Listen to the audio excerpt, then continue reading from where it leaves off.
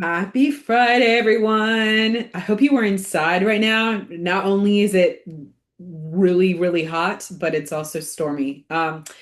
This makes me think about the North and when they have the dead of winter and it's too cold to go out and do anything. It's kind of like that us for this summer. For right now, is that it's the dead of summer and nobody wants to go outside. It's even too hot to go swimming. Doesn't mean some of us won't still go swimming, but it's very hot. It's very hot. So, hope you're enjoying your summer and drink lots of water, lots of water. So, a couple things. First of all, registration is out for the fall. I am very seriously considering opening another location downtown. My church has offered to let me rent some rooms. And so if you are interested in taking lessons near NC State off of Wade Avenue, please let me know. It is contingent upon how many students we have. I have to have a certain amount for this to work. So if you are interested in taking lessons in your near state, you can email me at hello@raleigh.schoolofmusic.com. I have also not forgotten about Pilates. I definitely want to start a Pilates class, but not right now. Not right now. In the dead of summer, I would like to start one in the fall. And this is so, so good for musicians and for singers and for everybody. As singers, we don't work on breathing enough. I think that teachers should be working on breathing almost every lesson, if not every lesson. I think that it's one of those things where it's not where we do it even through the music, although it is happening through the music, we have to breathe in the music, but it needs to be happening separately from it. So Pilates and yoga are wonderful ways to work on that. Now Pilates has one way of breathing, and yoga has another. Now I more identify with the yoga way of breathing, which is the low breathing and but Pilates is really good in that your you bring your belly in like a corset, and so you're breathing through letting the diaphragm lower, allowing all the muscles around the diaphragm to lower without losing your frame. And I think that's really, really good. It helps with strengthening the muscles around your diaphragm, but then also it helps with not collapsing everything when you breathe. And so if you have struggled with breathing, it is such a good thing. Also, Pilates has a beautiful body mind connection piece, right? And as singers, we have to know what's going on. So when I have taught lessons, I teach Dr. Van Cura's way of teaching, and that is there are 5 levels of awareness of what your body is doing when it does it, right? And so my job as a teacher is to help you start to strip away the different layers of tension and holding that are in the way, so then you can have true freedom to sing. It's the same thing with Pilates, getting you out of your own way. I mean, Pilates, they always say you are as young as your spine is, right? So being able to have that freedom in your spine, to be able to be limber and not stiff, and we're always sitting over computers all day. This is a way to get the spine moving. I will tell you, I since I've been doing that and somatic exercises, my run, I mean, I'm running a seven, I think 7.3, something like that mile at this point. I would never have done that if I weren't doing the Pilates regularly. I do Pilates much more than I run, and it's so, so helpful. My goal is just for that, for the running. I would love to get into the 6 minute mile somewhere. I mean, I just remember back in the fall, just was like, can I please get to a 10-minute mile? That was my goal with, I was working with a trainer and I was like, just let's get to a 10-minute mile. And so then I took it on and like blew past that goal. And now my goal is to get into the 6 minute mile somewhere. Now I noticed that I cannot go up in speed as easily anymore. It's taking me a lot longer, but I am determined to do it. And I think Pilates and somatic exercises are the way to help. They also help with if you have knee problems, which I have it's like pretty much bone on bone with one of my knees. It seems to be a familial problem. A lot of us have knee issues, but I'm telling you, training and so doing squats and lunges and all that stuff helps. But Pilates really does help because everything in Pilates is moved out of the core. Everything that you do comes from your core. So it gives you more power. and it gives you the alignment. And so again, they started Pilates. Joseph Pilates started during World War II to rehab people who had been injured during the war. And so it is good for everybody to do. And so I will have, when I know when we'll start, my hope is to start when we start lessons in September. I will put it on the website eventually. And I'm hoping to get my teacher in to do some yoga workshops. Now, yoga breathing is amazing. And then the mind body connection for yoga is so amazing. I actually think that yoga is harder than Pilates. You're holding the positions a lot harder. There's a lot of chaturanga, if you know what that is, being and lots of push up stuff, lots of and with both Pilates and yoga, there's a lot of planking and stuff. So they're both really, really good. So that will become, and I really hope to do those on a Sunday, that class on a Sunday, but I won't know until we get closer. So stay tuned for that. Um, oh yes, so convocation. For those who are current students here, I made a mistake. I said that convocation was on Friday, July 31st. July 31st is not a Friday. So I think we're going to do it on August 1st, but I will let you know this upcoming week. And then also stay tuned. We have recitals at the end of August. We're going to be doing them at Millbrook. I think it's Millbrook Baptist, Millbrook Methodist, maybe. Wherever we did it for December, I can't remember the name of it right now, but I will reach back out with Phil. Phil is our coordinator for this. Okay, so I wanted to talk a little bit today about something along the same lines as ambiguous loss, right? I talked about that a few weeks ago. And ambiguous loss is that like unexpected loss that it's never answered. The questions are unanswered about why it happened, all of that. So I wanted to talk a little bit about the fact that my therapist this week, and by the way, I've talked a lot about me going to therapy. I've talked a lot about psychology. Do you understand how closely therapy and music is intertwined? For singers, we are our instrument. Anytime we come in, when we come ready to sing, we are bringing in our stresses from the day. The fact that if we didn't get any sleep that night before, if we didn't fuel ourselves the right way, if we think we are horrible singers. I told you, I cannot tell you how many people have come in, adults especially, have come in and said, I just decided not to sing until, I decided to let myself sing now because I was told when I was younger that I couldn't sing. So all these like different things affect how we sing. Also, we hear ourselves through our head. We hear ourselves through these called ossia, right? And they muffle the sound. So we actually don't hear ourselves the way everybody else hears us. And since music is meant to be shared, I argue the real sound is not in our heads. It's out here. And so we are not only coming in and bringing everything from our day, everything from our week, every feeling that we have about ourselves, but we are also focused on how it sounds and adjusting in the moment based on what it sounds like. When you're singing correctly, you don't know how you sound, you can't hear yourself, and you can't feel it. Now, I've talked about this before, like relying on how it feels. That is initially what we do, but eventually, when you're getting into those higher levels, you don't know. When you're singing correctly, it is true freedom. Your voice is free. It's the same thing with mental health. We have all these tools, all these words, all these things, right? But I think when we are mentally healthy, we are no longer relying on any of that. We are free. We are free to be ourselves.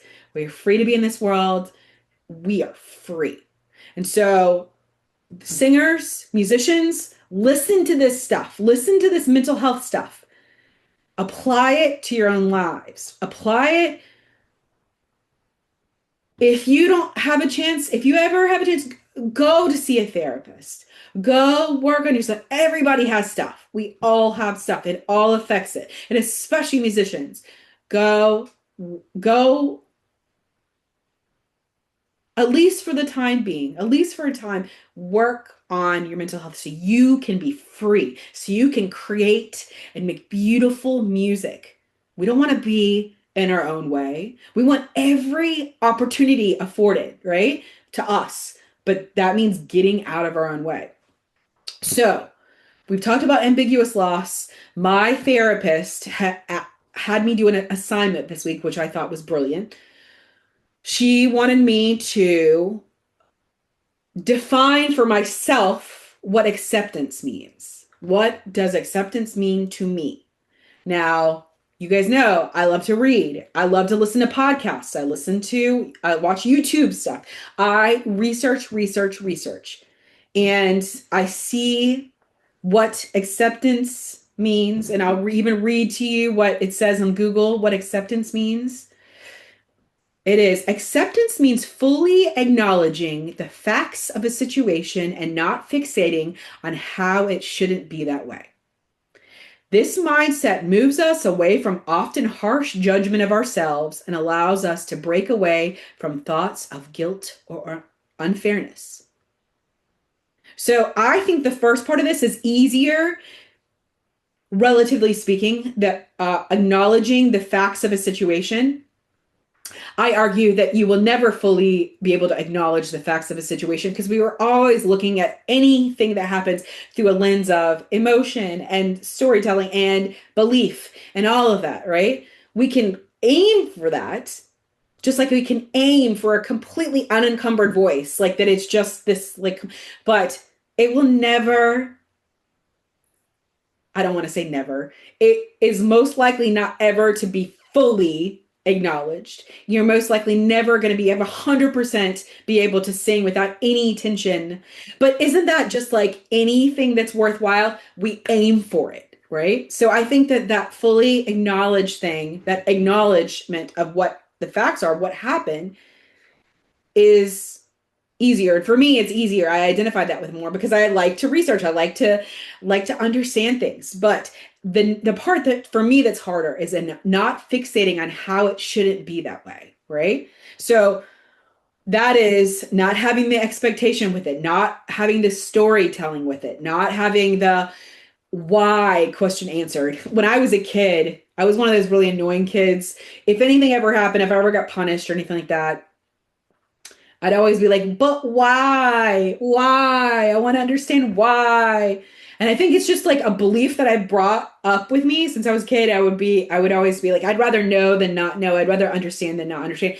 And there is, I understand why I do that. I did that. There is, when you get the why, then you have control. Then you can like control the situation going forward, that you can feel secure and that you can like have it so it doesn't happen again or anything like that. So it's like a understanding there, but you can't always know the why. You can maybe try, but you're not always going to know the why. Sometimes things happen and you just don't have any clue and there's really no way to know. And so I think for me, what is true acceptance, and this is just for me, everybody's going to have their own way of thinking about things, but for me, it is not asking the why, not waiting or listening for the answer to come. I think I've gotten so used to analyzing everything that it's like automatic. It's automatic. And then I write stories and it's like I would rather even have the wrong story. At least then I have some kind of control over things, but for the most part I'm really bad at that. I'm really bad at answering the why. I'm really bad at it. I keep messing that up a lot of the time. And it's not helping me. So I think it's being able to really be in a present moment without having to understand underneath it, trying to analyze it, trying to, yeah, just not having that why. It's just being able to just kind of be. And I took a meditation class for a long time, and that's really the tenets of it is being, being in the present moment without judging anything. Now, I say all this, it's easier said than done, and my brain automatically, it's a habit that I do that. But I'm noticing as I'm going through this trauma therapy more and more that I'm able to do that a little bit more. I'm allowing whatever comes up just to come up and like and not trying to like put like how they say sometimes when things happen, bad things happen, we try to find the meaning. And I've talked about finding the meaning before, but I wonder if sometimes the meaning is not trying to find the meaning. Does that make sense? That it's like that's what acceptance is. I always thought that acceptance meant just like giving up, giving in, letting go. Now, I don't like the connotation of letting go. I don't like the go part of letting go. Assuming that that is it's gone, it's no longer with me. And I think everything that we experience, no matter what it is still with us. Is just not trying to,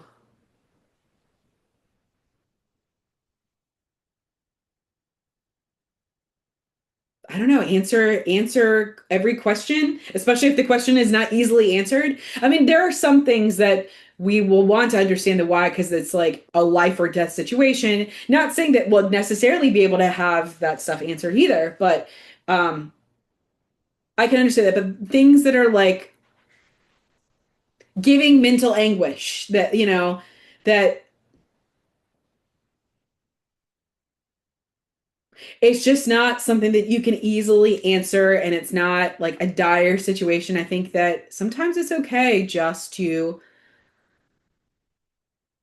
be blank, be on the surface. I don't know. That sounds horrible, but I I think for me that would be a being a power, being able to sit there and not try to understand. Doesn't mean that I have to accept whatever happened to me, or happened to whoever it is that I care. It doesn't mean that I have to like it. It doesn't mean that I can't protect myself from whatever this thing might be going forward. But it just means that, like, I'm not going to spend maybe a lot of energy trying to find the meaning, because maybe the meaning is not finding the meaning. Maybe the meaning is just allowing. I think that sometimes when I try to research stuff, when I try to figure things out in my brain, it causes stress. It takes time away from other things where I could be creating, where I could be doing other things. I think it's a time consuming thing, and I think we have such a finite time on this earth that it really, I don't know. I guess I'm speaking in such black and white, speaking right now, and I'm sure there's going to be situations where I want to figure things out and need an answer for myself. But I think basically overall, it's just not trying to push things, to trying to push a why if it's not coming, and to put it, that energy, that mental energy, that emotional energy towards other things. But maybe there's time in all of our healing what we need to do that. I don't know.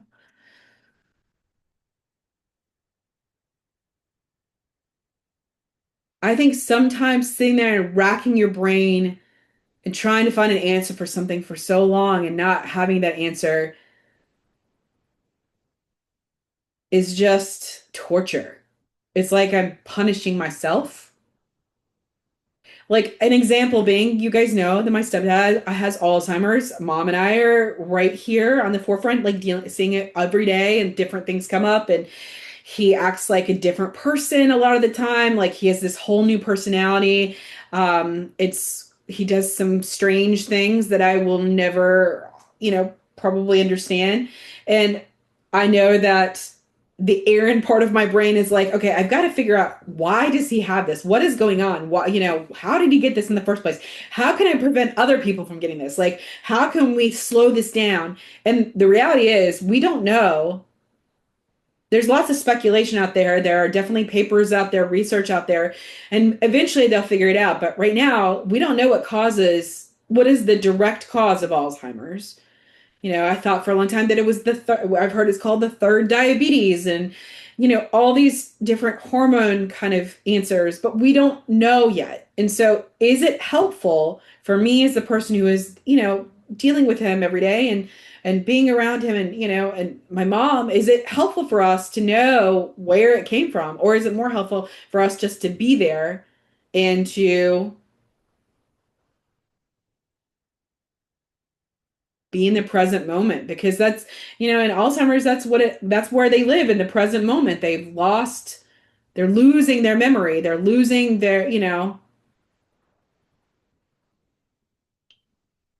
they're losing their cognition. And so I don't think it's always so helpful to sit there and to make up stories. And God, like I said, I have made up stories about a lot of things, and a lot of them have been wrong. And it just, almost in a way, it's more painful to do that. Like it's more, So again, acceptance is not about letting go. For me, acceptance is allowing what is, and to not see if I can sit without trying to understand why. This is a ongoing process, just like in singing. I don't think you've ever made it. I don't think you've ever gotten to the top level and either stayed there or to achieve it. And that's kind of the beauty of it, right? That it's this lifelong process that we learn more and more. Same thing with Pilates, same with yoga. You can never be so mind body connected where you can't be more, right? That it's just this never ending process. We can strive. And you could also say the spiritual religious part of this, that we can always strive to be whatever it is, to be closer to God. I mean, it just is, we can strive, but it's never there. There's always more. There's always more to go. And I think that it's the same thing with acceptance, that it's unlimited. That ideal, we keep striving for it though, right? We keep getting closer. But there's a beauty in, knowing that we'll always have more to go too. So again, musicians, think about this. Think about this when you're performing. Thinking about like when you perform, if you can accept the sound that you make when you're making it right in that moment. Now, it doesn't mean that later you can't adjust, but what would it mean to truly allow yourself to accept whatever it is right then? I think it makes me a better teacher too, because then I'm not so quick to like change things immediately. I want to help, and teachers want to help, but I want there to be at least a second, a minute of like enjoying it. And that's why I don't like the internet, because I think that we don't allow ourselves to do something without taking that second. Like, so I've talked about feedback and how feedback is good, but also what is beautiful about feedback is like you get to decide what's going to help you and what's not. And sometimes I might come up, you might come play something and not want feedback, or at least be polite and listen to whatever it is, and not, you get to be the director of your craft, of your creative flow, of your, so maybe the internet, maybe that's why I don't like it. It's because it's too reliant on feedback. There's too much feedback. I told you that my favorite teacher, and I still think about her a lot, my acting teacher, she was like, after you do something, don't don't listen to the feedback, positive or negative. Now, obviously, you can take, what you want, but just not focused on that. That is not why we do this. And I remember one time, I mean, she taught the hard way. I don't know. I get taught things the hard way a lot, but there was one time, I think it was like the first play I had ever done with her, or it was like a scenes night, and we had just I thought had done amazing work. It was so connected. It was just like, and I remember right after the show, right after everybody left, she went in and locked us out of the room. I mean, it was harsh, but I laugh about that now. Like we were locked out. Like she didn't say anything to us when she unlocked it, and like um, I just it was harsh. Yes, it was harsh, but I appreciate that. I appreciate that a lot because it just gets you out of your head. It's like that work was good in that moment. You got to have that connection with the other actors on stage. You got that intimacy on stage and all of that. And then the moment's gone. And you're not doing it for the moment after. You're doing the moment like during. And so acceptance, hard concept, but important. Working on it. I hope to be closer down that, further down that road. Because even if somebody for me who's been performing for a long time, who's done a lot of stuff, it's still like I say I don't like feedback, but part of me just like yearns for it. I just want the praise and the positive and all the stuff, and that scares me that I want that. I think it's human. I think we all want that, but I think that not having that, I think that's when we know we can figure out what we really want in this world and what we can't. So I don't like acceptance, letting go, or giving in. I don't give in. I don't, if I want to do something, I don't give in. I don't give up. I'm allowing. I'm allowing things to be what they are. Not always very good about that, but I'm working on it. And I would like to get there and try not to fill in the blanks or answer the why. Why? Why? Tell me why. I want to know why.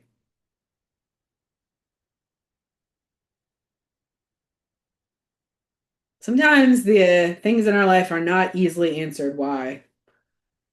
What do we do then? We allow. On that note, see you next time. Thanks.